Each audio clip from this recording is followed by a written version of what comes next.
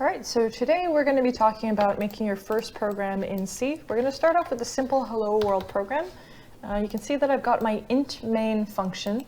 The C compiler requires that you have one and only one main function across all the files that you're compiling, because this main function is what's going to be run at runtime. So when we create an executable, we're going to run that executable, and we're going to see everything in this main function happen at that runtime. Okay, so to start off, I've created int main with no input parameters, curly braces, and in between those curly braces, I've decided to print f hello world \n. So if I go ahead and save that, so if I go into my terminal and I see my files that are here, I see hello world.c, and I want to compile that, and I can use either GCC or clang, and I'm going to use GCC. I'm going to write GCC hello world.c. And without any flags, the first thing that happens is that, well, I've actually got an error. The error is that I'm using printf without including stdio.h. And this error message might be overwhelming because it says implicit declaration of function printf. It actually thinks you're declaring a function here. But it's smart enough to tell you that, hey, you should probably include stdio.h. So let's go ahead and include that. And now if I run gcc hello world.c, it's a clean compile. With that clean compile, I should now see an executable, and that is a.out. Now remember, if I make this file here on my Linux CentOS operating system, I cannot run this on, let's say, for example, Windows, because anything my compiler spits out is platform specific. So to run this on Linux, I'm going to go /, meaning the current directory, a.out. And indeed, it does what I expect it to, hello world. I'm going to create a function. I'm going to call it void. It has no return type. Call it print once, with no input parameters, and I'm going to copy this over here. Now in my main function, I'm going to say for int I equals 0, initialize the variable I at 0, I less than, let's say 10, I plus plus. And I'm going to call this function print once every iteration of the loop. Okay, so save that. Let's see what happens when I compile. And I see a.out is still there. And it works. So it should print hello world 10 times. Okay, so why did I do that? Well, now the next thing I'm going to do is I'm going to create a new file. I'm going to copy this function print once into this file. I'm going to save this file as helper.c. And now this is my helper file. Now all I need to do is go ahead and take this include statement and paste it into here. Now let's run a few thought experiments. So I want you to think about a few things. How can I now format this code in a way that I can call print once from helper.c in hello world.c? So pause the video, take a minute to think about how you would refactor this code to let you do that, and come back and we'll do it together.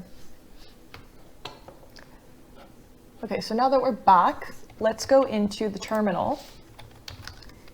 For the sake of experimenting, let's see what happens when we do gcc hello world.c. Okay, so now it's throwing an error that says, well, it's not actually an error here, this is a warning, but later on it becomes an error, right? Undefined reference to print once. It doesn't know what print once is. That makes sense. It's not in this file. C cannot see this file. Now, what happens if we go gcc helper.c? Undefined reference to main. So you see, we've only compiled with one C file, helper.c. This C file doesn't have a main function. So the compiler is like, I don't know what to do when I create this executable because I don't know what it's going to do at runtime.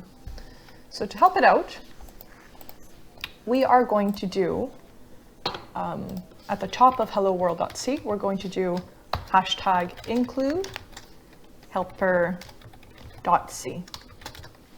So the include statement, when the compiler does its pre-processing stage, it actually copies, you can think of it as it copies this line for line and includes it here.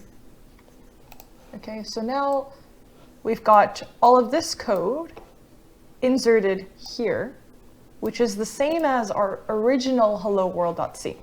So now we should take a look at what happens. And it works.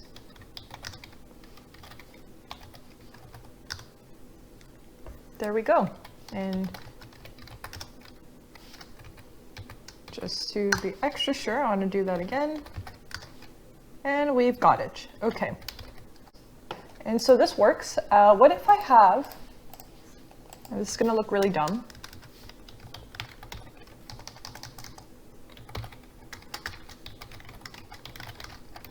I'm going to create another function, which is just this printf.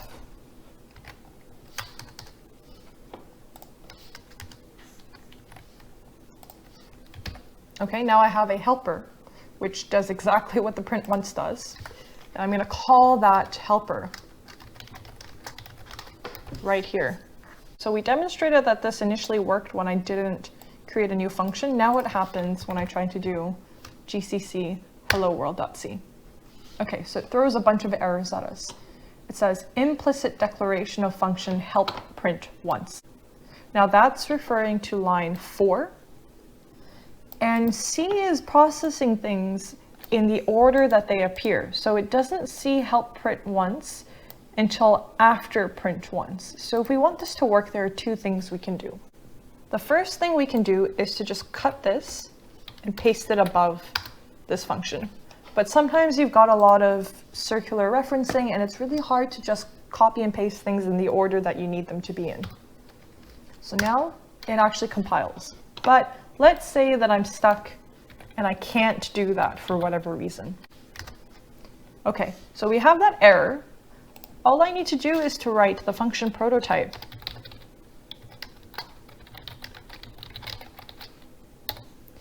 up here with the return type. And typically, if this had arguments, I would have to write the type of the arguments too, like that, for example, but there are no arguments, so that doesn't happen. Now, if I save this, I'm telling the compiler, hey, this is going to be defined somewhere. I'm going to actually tell you what this function does later on. Just believe me that it exists. And C says, okay, I know it exists. I can make do with this thing here. This is not the first time I see it. I know what the return type is now, which is void. Okay, so done. Compiles. Okay, so let's see what this does. Same thing, nothing new. Great. Now the last thing I want to show you is that once we have many, many functions, it becomes impractical to do this in the same file. So we typically create a header file, and that header file just contains all of our includes and all of our function prototypes. So for example, include stdio is going to move here. This function prototype is going to move here. And another function prototype, which is print once.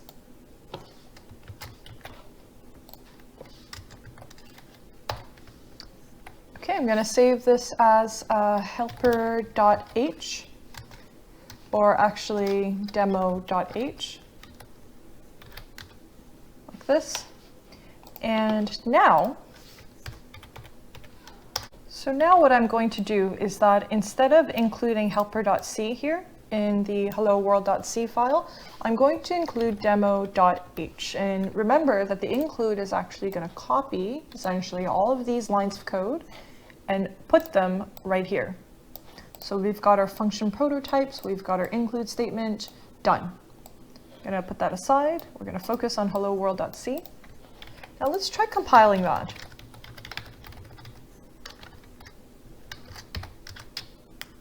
Notice that it says undefined reference to print once. So because we're only including the H file, it sees the function prototype, but no actual function definition.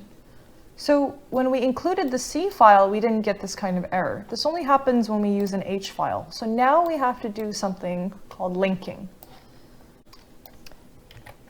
And we're going to take that demo.h, and we're going to put in the demo.h here as well. Now, linking actually sounds harder than it is. All you have to do is just specify all the C files that you want to use in this compiling stage. So, and it compiles clean. Great. Now we're going to check out ./a.out. Great. So you successfully created your first C program that compiles, links, and generates executables on a specific platform. You want to have a little bit more of a fine control in this thing though. So if I want to specify what the output file name is, I use the flag -o. So I can actually call this hello.o, and then I would specify hello-world.c and helper.c. Okay, now I can take a look at my files and I've got hello.o. There. So you can run /hello.o. Done. Now the next thing I want to show you is how you can create separate object files and then link them later. So let's say that I anticipate I'm going to change hello-world.c a lot. Like this is where I'm going to be making all of my changes over the course of time. But helper.c is maybe like the utilities.c that we give you. You don't think you're going to change it much or ever. Now, what you can do is you can compile without linking. So remember when we just do gcc hello-world.c, this error happens because we haven't linked it yet. So we can actually tell GCC to stop at the compiler stage and just compile, but not link hello-world.c. I should probably also set it to say -o, output as hello-world.o. Now the output is going to be hello-world.o. Now if I try to run hello-world, it says permission denied. So it's not actually something I can run, it's just an object file. Now I should do the same thing for the helper.c file. I'm going to name it helper.o and say -c to stop at the compile stage and helper.c. That's my input file to compile. It compiles, does not link. So again, if I try to run helper.o, permission denied. The last stage is then to link these two files.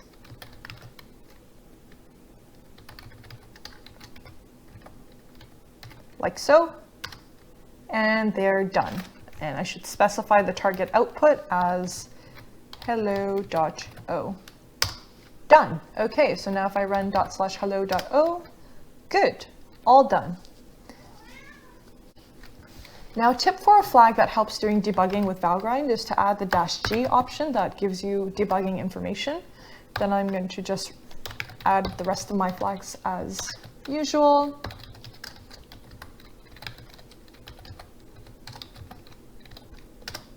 Great, done.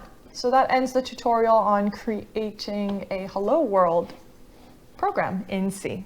Good luck.